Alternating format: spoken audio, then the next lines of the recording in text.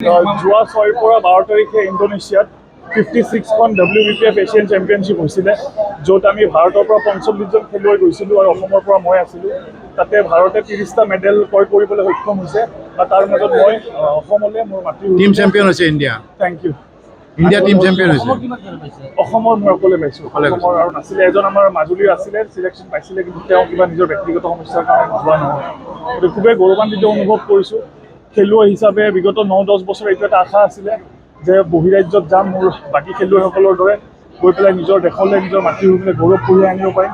অসমবাসী ৰাইজৰ, মোৰ আছাম বডি বিল্ডাৰ্ছ ফিটনেছ এছ'চিয়েশ্যনৰ, বাকী মোৰ যিমান ইয়াতে NGOs আছে, মোৰ ফেমিলি হৈ গ'ল, মোৰ জিম মেম্বাৰ্ছবিলাক হৈ গ'ল, গোটেইবিলাকৰ বহুত ডাঙৰ আশীৰ্বাদ আছে, মোৰ পৰিয়ালৰ বহুত ডাঙৰ আশীৰ্বাদ আছে, তাৰ কাৰণে এইখিনি আজি সক্ষম হৈছে। প্ৰতিযোগী তাতে নাই বুলিও 25খনৰ ওপৰত এছিয়ান বেলেগ বেলেগ দেশ আছিলে, তাৰ মাজত ইণ্ডিয়া চবতকে কিং চেম্পিয়নশ্বিপ পাইছে। ইণ্ডিয়াৰ চবতকে বেছি মেডেল আহিছে। ইণ্ডিয়া টিম চেম্পিয়ন হৈছে। 950 পাইছে পইণ্ট। টোটেল আমি 45জনমান খেলুৱৈ গৈছিলোঁ, তাতে আমি 30জনে মেডেল আনিব, 30টা মেডেল টোটেল অসমত ইণ্ডিয়াত আমি আনিবলৈ সক্ষম হৈছোঁ। ওপৰত দেশ আছিলে, চাইনা আছিলে, ম্যানমাৰ আছিলে, মংগোলিয়া আছিলে, শ্ৰীলংকা আছিলে, বাংলাদেশ আছিলে, পাকিস্তান আছিলে, থাইলেণ্ড আছিলে, ইণ্ডোনেছিয়া আছিলে, ভিয়েটনাম আছিলে আৰু বহুত আছিলে। মোৰ নাম ৰাহুল শ্বেখ, মোৰ ঘৰ গাড়ীগাঁৱত, 1 নম্বৰ ৱাৰ্ড, গুৱাহাটী।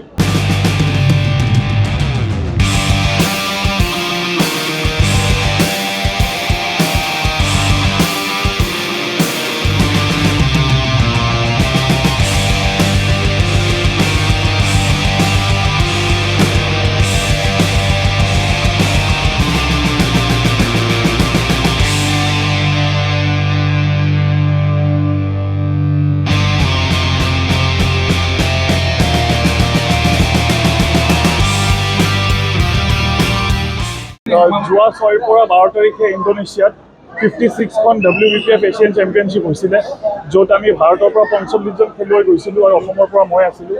তাতে ভাৰতে 30টা মেডেল ক্ৰয় কৰিবলৈ সক্ষম হৈছে আৰু তাৰ মাজত মই অসমলৈ, মোৰ মাতৃ টিম চেম্পিয়ন হৈছে India. Thank you. India team champion হৈছে। অসমৰ মই অকলে পাইছোঁ। অসমৰ আৰু নাছিলে, এজন আমাৰ মাজুলীৰ আছিলে, চিলেকশ্যন পাইছিলে, কিন্তু তেওঁ কিবা নিজৰ ব্যক্তিগত সমস্যাৰ কাৰণে যোৱা নহয়। গতিকে খুবেই গৌৰৱান্বিত অনুভৱ কৰিছোঁ। খেলুৱৈ হিচাপে বিগত 9-10 বছৰ এইটো এটা আশা আছিলে যে বহিৰাজ্যত যাম, মোৰ বাকী খেলুৱৈসকলৰ দৰে গৈ পেলাই নিজৰ দেশলৈ, নিজৰ মাতৃভূমিলৈ গৌৰৱ কঢ়িয়াই আনিব পাৰিম।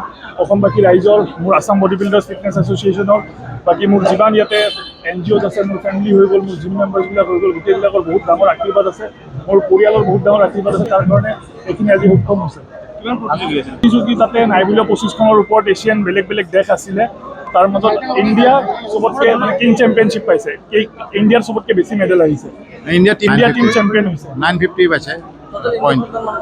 টোটেল আমি 45জনমান খেলুৱৈ গৈছিলোঁ, তাতে আমি 30জনে মেডেল আনিব, 30টা মেডেল টোটেল অসমত ইণ্ডিয়াত আমি আনিবলৈ সক্ষম হৈছোঁ।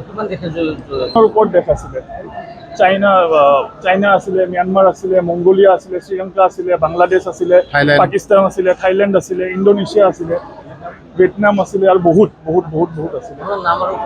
মোৰ নাম ৰাহুল শ্বেখ, মোৰ ঘৰ গাড়ীগাঁৱত, 1 নম্বৰ ৱাৰ্ড, গুৱাহাটী। যিকোনো খবৰৰ বাবে যোগাযোগ কৰক 7099017330 আৰু 7099017110 নম্বৰত।